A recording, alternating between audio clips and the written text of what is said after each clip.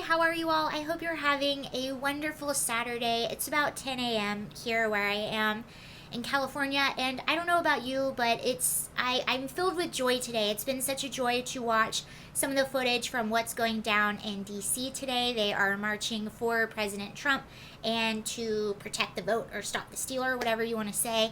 And if you are somebody that went, or if you're there and you stumble upon this video, thank you for doing that. I'm jealous, but I wish I was there. It is such a joy watching this. And, you know, these are people that have been lied about and slandered in the media for 4 years and have watched their president be lied about and slandered for 4 years. And they're rightfully angry, and they rightfully want answers. They just want truth and transparency. And as angry as they are, as much as they feel that has been taken from them, they're all in DC, and it's peaceful. No officers were attacked. No buildings were burnt down. There was no looting. It was just sort of, it seems like it's just a festival of patriotism and love, and it's really cool. And I have some clips from that for you that we'll get into in just a second. But how I'm going to do this video, there's kind of a few different things in here. So first, I have some funny tweets from Twitter that we're going to look at. We're going to talk about the censorship that's going on Twitter, and I also have 2 tweets from 2 individuals, and let's just say that these tweets didn't age too well, so that will be fun to look at. Then gonna look at the buffoonery that is CNN. And then we'll talk about Gavin Newsom a little bit, because he is just not having a good week, but we are having a good week. He's having a bad week. We are having a good week. So we'll talk about that. And then I didn't put this in the title, but if you want to watch all the way till the end, I have a little bit of a bonus. I don't know if you guys watched it, but Dan Bonagino last night interviewed on his podcast 2 members of Trump's legal team that are fighting this battle right now, one of those being Mayor Giuliani. And I watched it and took lots of notes, because that's what I do on a Friday night. But I took a lot of notes, and he brought up one interesting point that I thought would be worth discussing for a little bit, but I'll talk about that at the end. And then I'm also going to link to the full podcast if you want to watch it. I just thought it was interesting, and I like to go right to the horse's mouth, right in the middle of it, to find out what's going on. So we'll talk about that at the very end. First, let's see what's going on today in the march that is happening for President Trump in Washington, D.C. The first video I'm going to show you, I'm flipping my camera around, I'm just putting it on my computer. This is from the Post-Millennial, and this was actually Trump saying hello and driving through the crowd in his motorcade. It was very cool to watch. The next video after that will be an aerial shot of the crowd that did gather in D.C., so I thought that might make you a little happy to see that today, so I'll put that in there. This is from the Post-Millennial. How cool!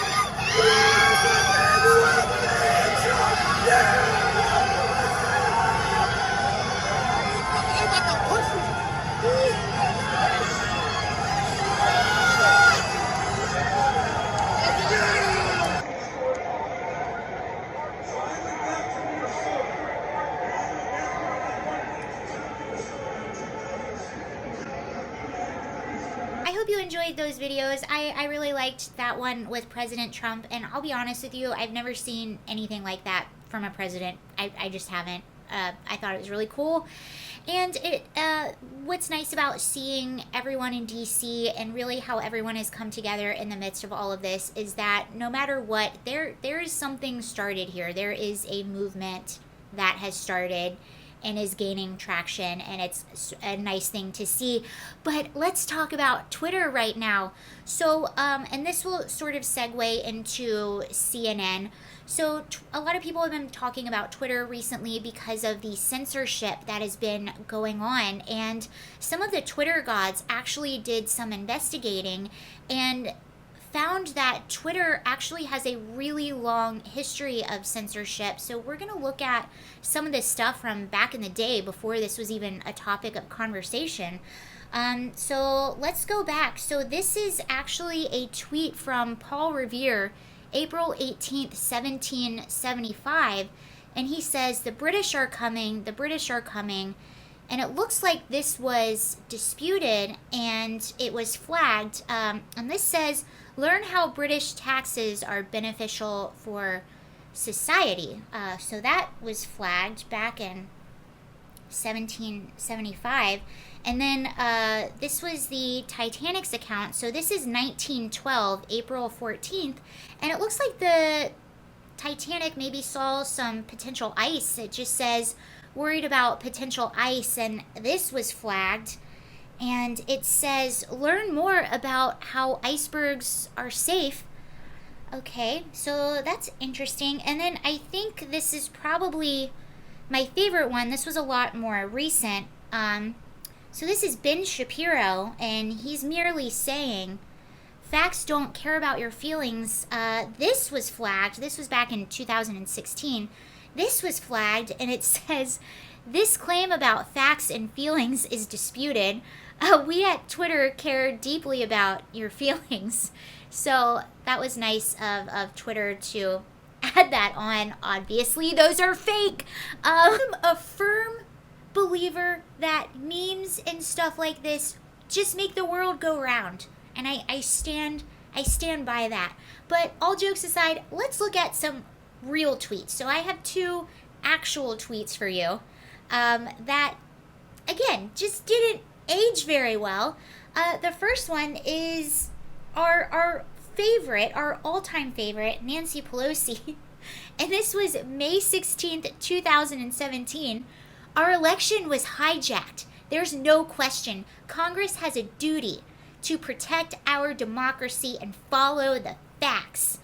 Well, I guess she has recently very much changed her mind, so maybe she now is a firm believer that President Trump was elected completely legitimately, since now all of a sudden, how dare you question the sacred system of voting that is totally untouchable by fraud and dishonesty.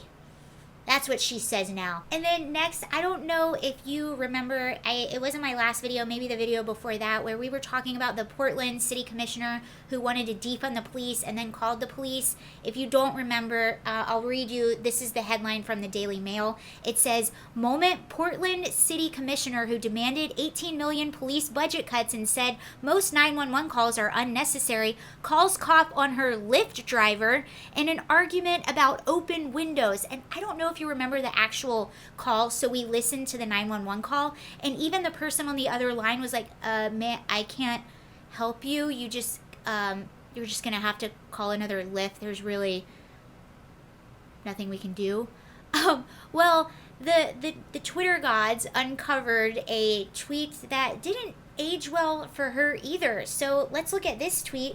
Oh, okay, so this is her, and it says, daily reminder that 911 is not customer service. I bet she wishes she never said that. All jokes aside, the censorship on Twitter, especially the past few weeks, has gotten completely out of control, and it appears to be very biased and very one-sided. And conservatives are very tired of being slandered, they're tired of being banned, and they're tired of being censored. And when you try to censor freedom of speech or freedom of thought or ideas, those ideas and that speech they don't just go away. You can't just cancel ideas and cancel speech. They're just going to go somewhere else. And it's not very smart to be the people censoring, because when they go somewhere else, all of a sudden you don't know what they're talking about. You can't, if you think they're such bad ideas, then you're not there to fact check them or to criticize those ideas. So they're going to go somewhere else where they don't have to worry about that.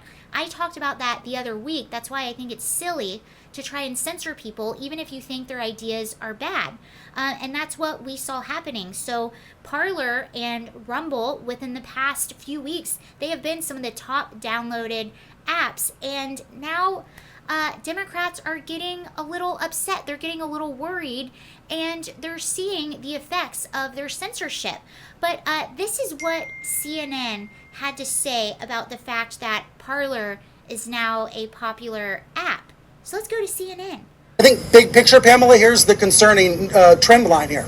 People are going more and more into their own echo chambers, more and more into their own bubbles, especially Trump voters. There's this new social media app called Parler getting a lot of attention because conservatives are saying they're leaving Twitter and Facebook, going off to Parler because they believe Parler is a safer space for them. What we're seeing is even more of a bunker mentality in right-wing media, and ultimately that's not good for the country.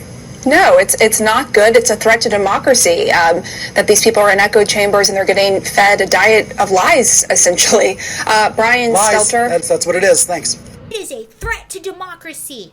Like, trying to censor people's ideas and speech isn't a threat to democracy. You push people enough, they're gonna go somewhere else. They're merely human beings. They just think that they can get away with this as much as they want, and people are just going to submit and not do anything. And what's really funny about this, really funny about this, is it's not like they can't join Parler. If they wanted to download the Parler app and go on there, they could. And you know what's even funnier? If they were to download the Parler app and then make a huge announcement, and maybe that announcement goes viral on Parler. If they make an announcement saying, you know what, I'm a Democrat. I do not believe in anything that you all say, but I want to see what this is all about. I want to know what's going on. I want to be informed. I guarantee you that everyone that sees that would congratulate them and say, you know what, I'm so glad you're here. We are so glad you're here. We want you to listen to our ideas.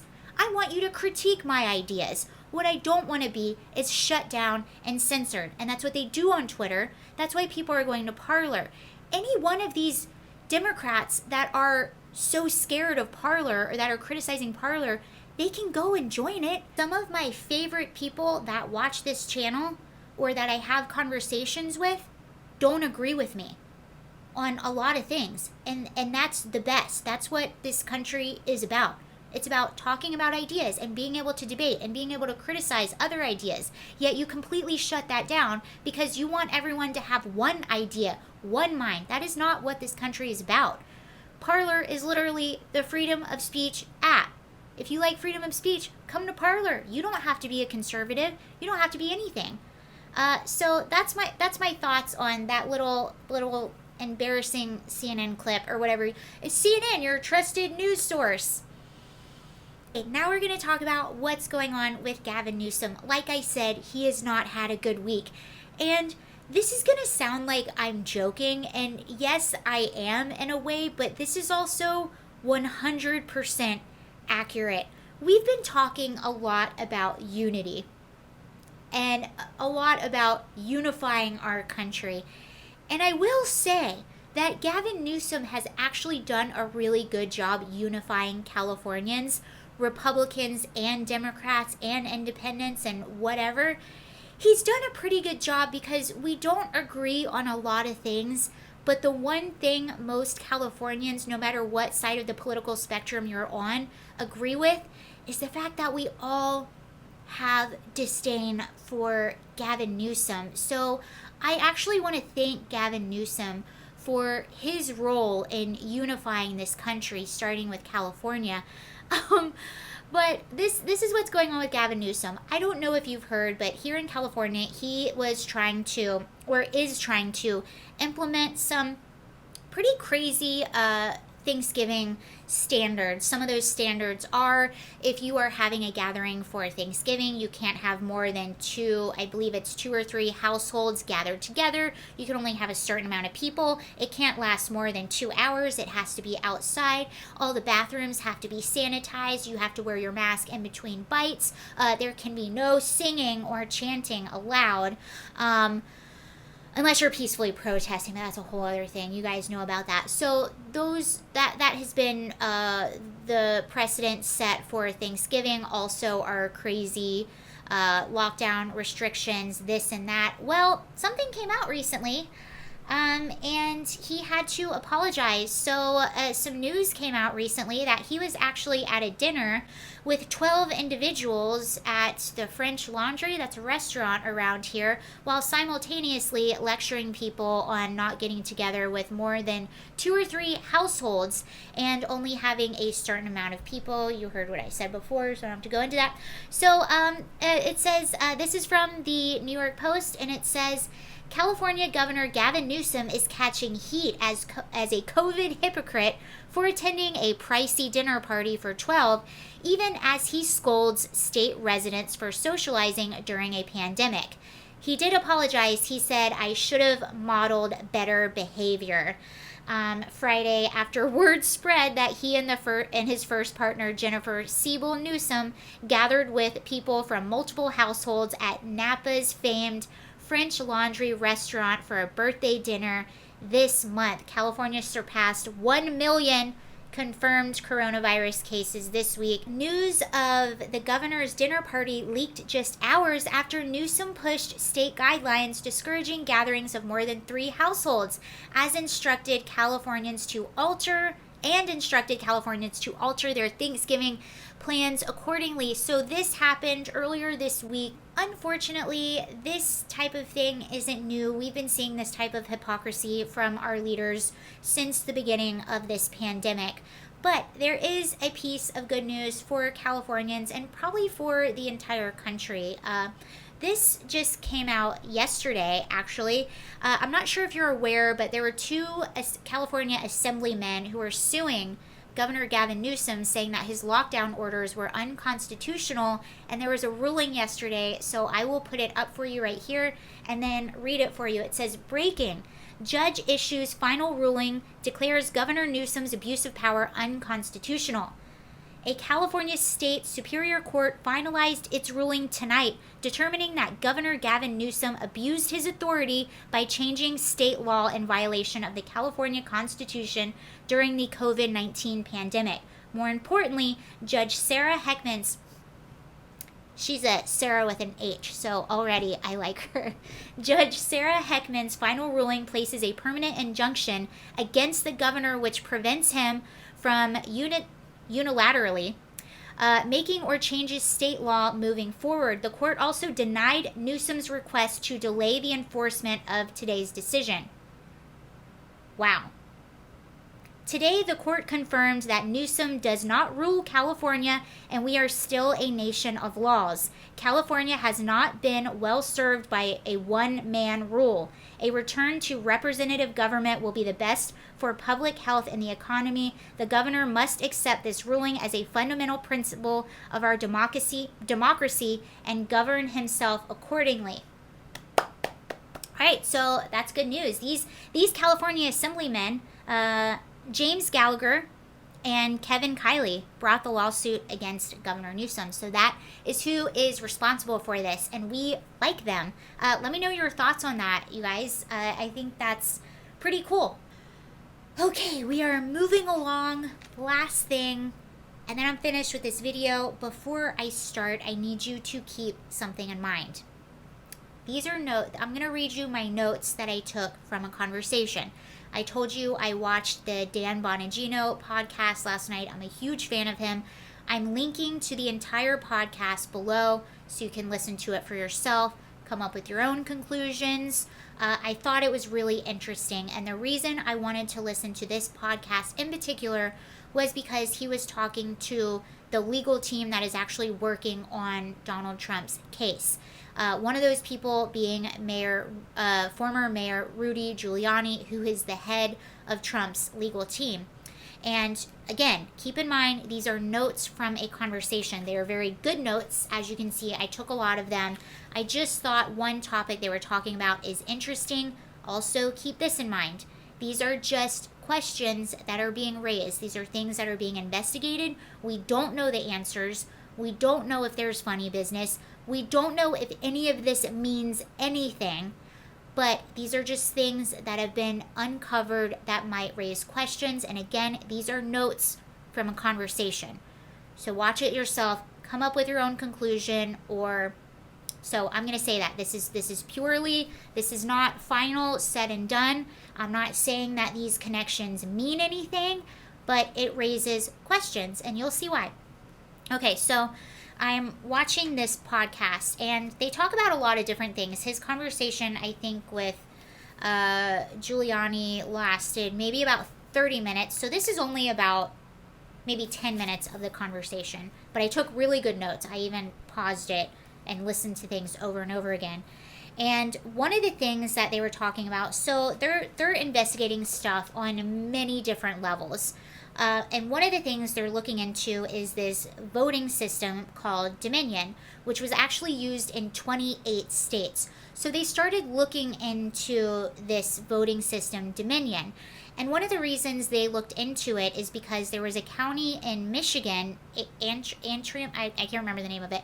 There was a county in Michigan, and they were using this voting system, and they found a glitch which had 6,000 votes that were supposed to go to Trump that actually somehow switched and went to Biden. And when they found the glitch and fixed it, that county, I believe, actually went to Trump. So they started looking into Dominion, and this is what they found. So I'm just going to tell you what they found. I just find it interesting. And again, we don't know if these connections mean anything. We don't know what's going on. Maybe there was no funny business, but these are just things that I was not aware of, that now being aware, I'm like, okay, we should look into that and make sure. Okay, that's all I'm going to say. So Dominion is, like I said, it was used in 28 states, one being Georgia, another being Michigan. It's Canadian owned. It uses a software called Smartmatic. And Smartmatic is a Delaware-owned company by name, but it's actually owned by Venezuelans who are actually really close to Chavez and Maduro, which are some of our enemies, which, again, we don't know. Maybe it doesn't mean anything, but it's interesting. So all of the votes go to Barcelona, and they are counted there by Venezuelans. And Smartmatic, when you look into it, was established by Chavez, and Giuliani is asserting that this was established to steal votes. Do we know that for sure? No, but this is what was talked about on the podcast. Smartmatic actually owns Dominion, and the votes are being counted by Venezuelans who are pretty close to our enemy. The former CEO, who is no longer the CEO as of a few days ago, we don't know why, but is really close with Soros. Also, one of the big sort of top people with Dominion is a self-proclaimed Trump hater and a Antifa member. So that's what we know about. Actually, nope, there's one more thing about Dominion. Georgia's governor's former chief of staff is a huge lobbyist for Dominion and Smartmatic. So those are things that they talked about last night on the podcast. And again, I am not asserting any assumptions. I'm not saying anything. We don't know. That's why it's being investigated. But these things definitely raise questions, if not in this election, then future elections. Should we be outsourcing equipment that is used to tally our votes? I don't know. We are the most powerful country in the world. I'm sure there are people out there that want to take us down and want to interfere in our elections. So maybe that's something that should be done within. I don't know. Let me know your thoughts on that, guys. Again, those are just notes from a conversation. We don't know anything. YouTube, are you listening? It's just notes from a conversation. But I just found it interesting. And let me know what you guys think about that. Again, that full podcast is below. Thank you for watching. Have a wonderful day. I'll see you later. Bye.